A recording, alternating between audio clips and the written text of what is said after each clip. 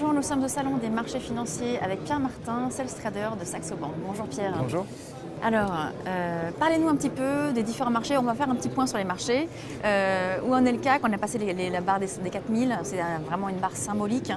Est-ce que vous pensez qu'on peut vraiment remonter à des plus hauts niveaux? Ou est-ce que c'était vraiment un cap qui a été atteint puis maintenant on va vraiment redescendre? Qu'est-ce que on en est où là?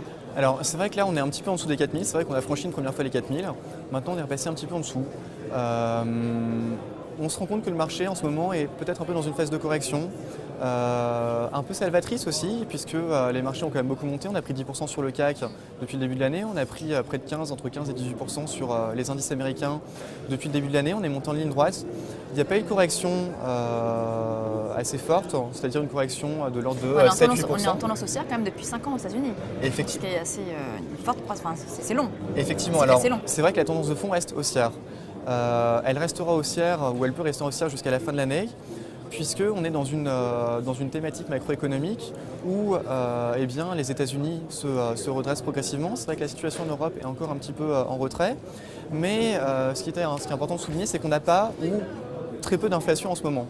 On n'a pas d'inflation d'un point de vue des matières premières, on n'a pas d'inflation salariale. Et du coup, ça permet aux banques centrales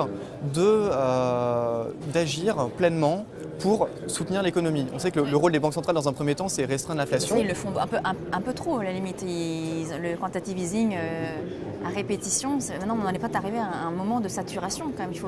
Effectivement, alors on se rend compte par exemple aux États-Unis qu'on est peut-être arrivé un petit peu trop loin.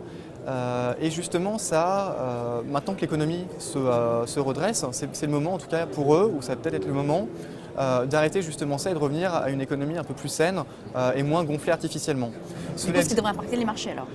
Ce qui devrait du coup impacter après les marchés actions. Ce qui devrait impacter les marchés actions. Alors la question qui se pose en ce moment, c'est justement de savoir si le fait de se retirer progressivement. On va faire une correction. Voilà. Est-ce que c'est plutôt un signal positif ou est-ce que c'est plutôt un signal négatif?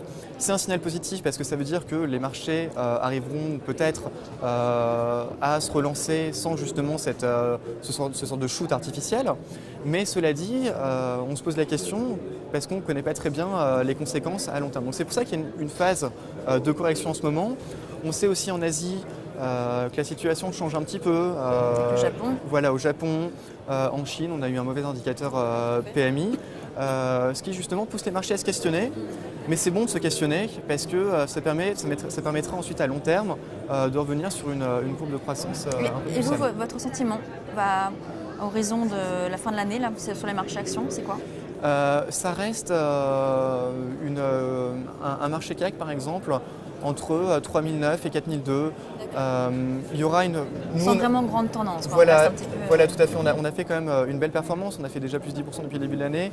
Notre scénario, c'est plutôt d'un point de vue aussi bien technique que fondamental, une petite correction pour les semaines à venir, sachant qu'on va arriver à l'approche de l'été où généralement c'est un petit peu plus calme, sauf événements vraiment exceptionnels.